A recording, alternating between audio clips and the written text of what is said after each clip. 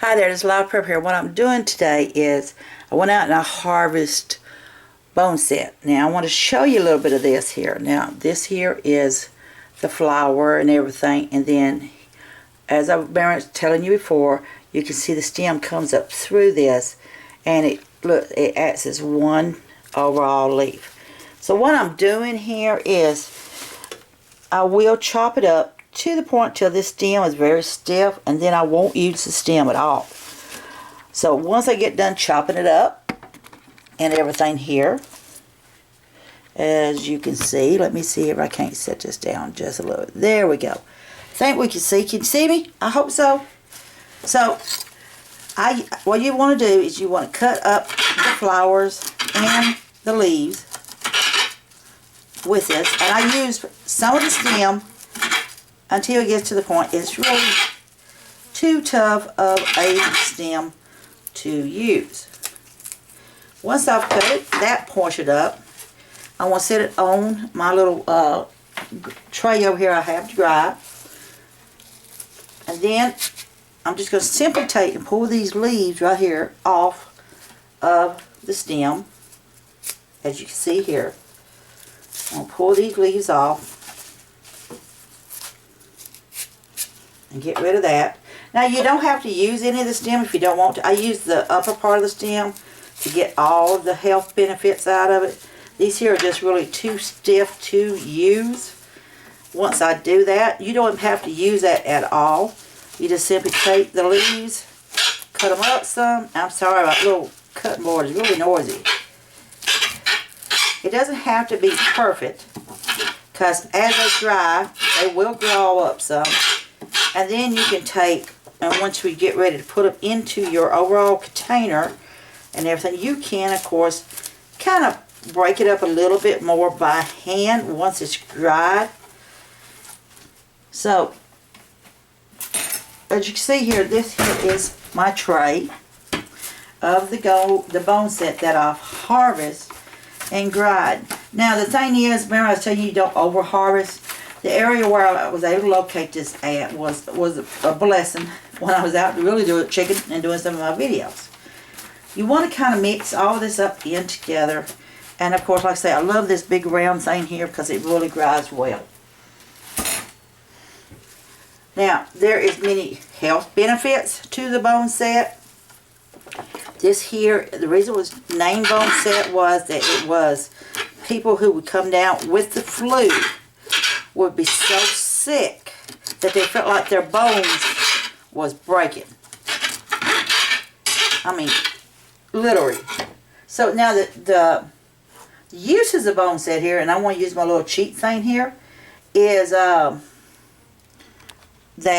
for the simple fact here, of course, with this use of this boneset here, is that for influenza and swine flu, it was also for acute bronchitis. If you have a severe case of bronchitis, it's like borderline pneumonia. It's nasal inflammation, joint pain, and then, you know, it's talking about fever, dysentery fever, and pneumonia, and stimulate is caused to sweat. Now, the thing is, my son was sick the other day, and I had made up a mixture of Joe Pye, this boneset here, and cedar.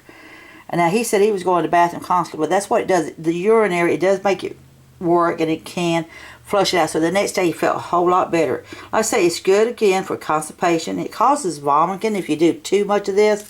So if you're really sick or whatever, you need to get rid of some poisons or something in your system, your child has a digestive poison, you can make a strong tonic of this and make it to it. It gets rid of fluid retention, like I said, for the achy muscles.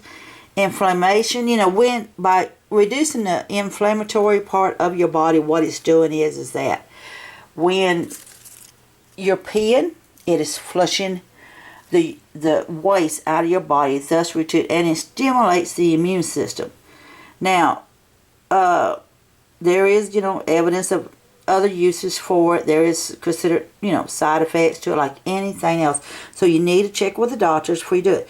But the fact is that harvesting, taking time to harvest your own plants, like the boneset here that I'm doing, and I'm cutting it up and drying it and then putting it into my containers up for later use is a benefit. The truth is, I've got enough here to last me probably several years for just my personal use. If I for that, once it grows, you got to remember that it does reduce in size. This here, the boneset, likes to grow along close to lake creeks and ponds and moist areas. It don't like a whole lot of sun. It likes some sun, but not overdo it. So when you're harvesting things, like I say, respect the nature and don't over harvest. Now what I did is when I harvest the boneset, what I did here is I cut it off. I did not pull the root up because I wanted it to come back the following year from the root that's there. I did not over harvest. This was a small percentage of where I looked up on some boneset growing. There's probably easily 40 or 50 or 60 more plants in that area, just at one spot. So I really don't need any more plants. This is good enough for me right here. This will last me through the winter months, and depends on how I get really feeling. If I get really feeling crappy, I might use more. It's a bitter tonic. It don't taste good. So if you're going to make this here up for a tonic, you may want to add sugar or honey or something like it. But harvesting boneset with its benefits is one of the best. This year was among the tops as far as doctoring you up with nature's medicine and everything. And harvesting and grinding this is a plus in your medicine cabinet, in your herbal medicine cabinet. And my son said that medicine that I made up for him, the herbs that I used, was better than the store-bought stuff across the counter. So this is Life Prepper doing part of Jones Seeds Harvest Series and everything. I want you to be safe, be happy. Bless you all.